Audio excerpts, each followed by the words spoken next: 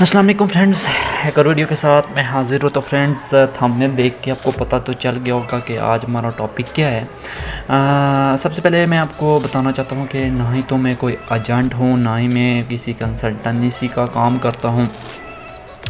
मेरा सिर्फ़ और सिर्फ इस चैनल का ये मकसद है कि आप लोगों को मुकम्मल तौर पर गाइड किया जाए, आप लोगों को मुकम्मल तौर पर इंफॉर्मेशन दी जाए कि आप जो दियार गैर में होते हैं वो किस तरह से दूसरे ममालिक में जा सकते हैं, वहाँ काम कर सकते हैं।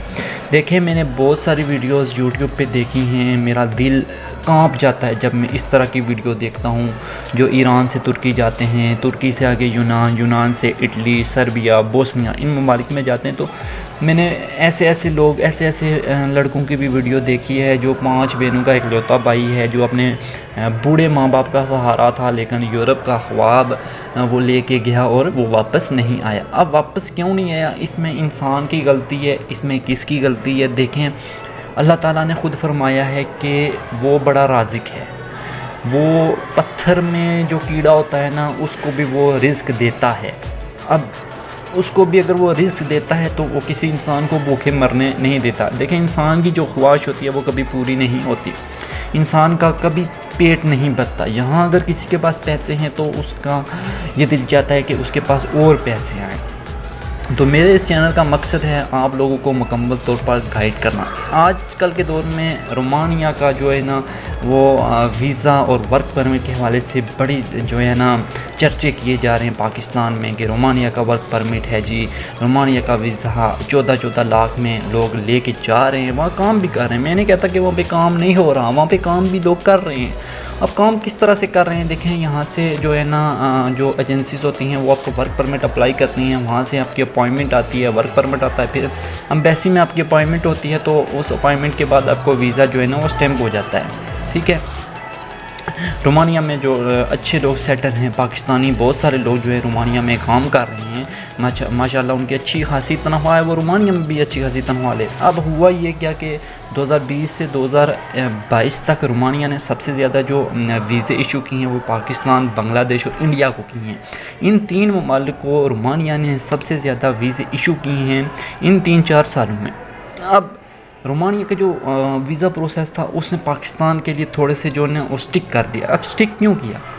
स्टिक इसलिए किया कि पाकिस्तान में एक बंदा जो है ना अगर रोमानिया का वर्क परमिट अप्लाई करता है तो वो पहले से ही सोचना शुरू हो जाता है कि मैंने रोमानिया जाना है, वहाँ पे मैंने 1-2 दिन ठहरना है, फिर वहाँ से मैंने टैक्सी पकड़ के ना आगे इटली, स्पेन, जर्मनी, फ्रांस यहाँ निकल जाना है। अब हुआ क्या? देखें, रोमानिया यूरोप का हिस्सा है। ठीक है, रोमानिया के बहुत सारे लोग जो है ना वो यूरोप के दूसरे जो कंट्रीज़ हैं, जो शेंगन स्टेट्स हैं, Germany, France, Italy, Holland, Austria, Finland, इन ममालिक में वो जाके काम करते हैं। अब रोमानिया की करेंसी बहुत अच्छी है, मैंने कहा था बुरी है। वहाँ पे भी आप पाकिस्तानी 1.5 लाख महाना कमा सकते हैं अगर आप काम करने वाले हों तो।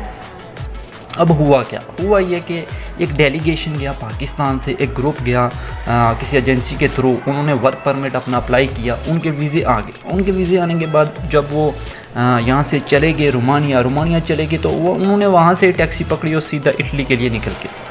अब जिस कंपनी में उनका वर्क परमिट था ना, उस कंपनी ने जब देखा कि हमने पाकिस्तान से इतने ज़्यादा बंदे मंगवाए थे तो वो हमारे पास पहुँचे नहीं, तो उन्होंने जब उनके जो इंटीरियर जो भी उनके फॉरेन अफेयर या इंटीरियर मिनिस्टर होते हैं उनसे जब कंफर्म किया तो उन्होंने बोला कि हाँ ये बंदे तो आए थे एयरपोर्ट में, तो उनकी एग्ज़िट एंट्री लगी हुई है, तो आगे वो बंदे गए कहाँ? आगे वो बंदे निकल गए इटली की तरफ। तो ये सबसे बड़ी गलती करते हैं। देखें, इससे हमारे मुल्क की साख कितनी मुतासर होती है। एक मुल्क हमें सबसे ज़्यादा वीज़े इशू करता है तो फिर भी हम जो है ना सब्र, पेशेंट यानी सब्र से काम नहीं लेते हैं।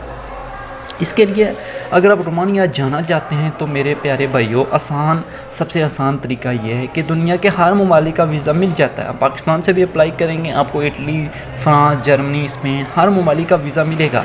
अब मिलेगा किस तरह? आपने अपनी बैंक स्टेटमेंट थोड़ी सी तगड़ी करनी है, आपने अपने जो ट्रैवल हिस्ट्री है उसको थोड़ा सा तगड़ा करना है, तो वीज़ा हर ममालिक का मिल जाता है। अब आपने रोमानिया से आगे किस तरह जाना है? देखें, अब रोमानिया जाएँ, वहाँ पे काम करें, वहाँ पे सेटल हों, वहाँ पे लोग لوگوں سے ملیں جلیں، وہاں کے رہن سہن وہاں دیکھیں کہ لوگ کس طرح سے کام کرتے ہیں۔ اب یہاں سے جاتے ساتھ ہی آپ پلان کرنا شروع کریں میں نے جرمنی، فرانس، اٹلی جانا ہے، تو یہ بری بات ہے۔ آپ نے وہاں پہ رہنا ہے، آپ نے وہاں پہ رہ کے نا آپ نے 1 سال وہاں پہ کام کرنا ہے۔ جب 3 منتھ کے بعد آپ کا TRC ٹیکس رجسٹریشن کارڈ بن جاتا ہے تو اس کے بعد آگے آپ نے کسی بھی وہاں پہ جو ملک کی ایمبیسی ہے وہاں بھی آپ جا کے ویزا اپلائی کریں۔ آپ ان کو بولیں کہ میں وزٹ کرنا چاہتا ہوں 5-6 دن کے لیے۔ اب دیکھیں جب TRC کارڈ آپ کا بن گیا، جب ٹیکس رجسٹریشن آپ کا کارڈ وہاں پہ بن گیا، آپ ٹیکس آپ کی جو کمپنی ہے جس کے تھرو آپ گئے تھے وہ تو ٹیکس ادا کرے گی گورنمنٹ کو۔ اس ٹیکس کے بعد آپ کمپنی سے NOC لے لیں، نو آبجیکشن جو سرٹیفکیٹ ہوتا ہے۔ وہ جب ہالیڈیز ہوتی ہیں آپ کمپنی کو بولیں کہ ہالیڈیز ہیں، مجھے NOC دیں، میرے ریلیٹیو ہے اسپین، اٹلی میں، ان سے ملنے کے لیے جا رہا ہوں، مجھے 3 دن کی جو ہے نا وہ لیو دے دیں۔ وہ آپ کو 3 دن کی لیو دے دیں گے۔ اب NOC دیتے کیوں نہیں ہیں؟ وہ NOC پاکستانی بنگلہ دیش کو اس لیے نہیں دیتے کہ ان کو پتہ ہے کہ یہ جائیں گے تو یہ واپس نہیں آئیں گے۔ تو میرے بھائیوں وہاں سے اپنے صبر سے کام لینا ہے، 1 سال وہاں پہ کام کرنا ہے۔ کام کرنے کے بعد آپ نے ایزیلی وہاں سے خود اپنا ویزا اپلائی کرنا ہے، NOC لیں، وہاں پہ NOC بالکل مل جاتا ہے۔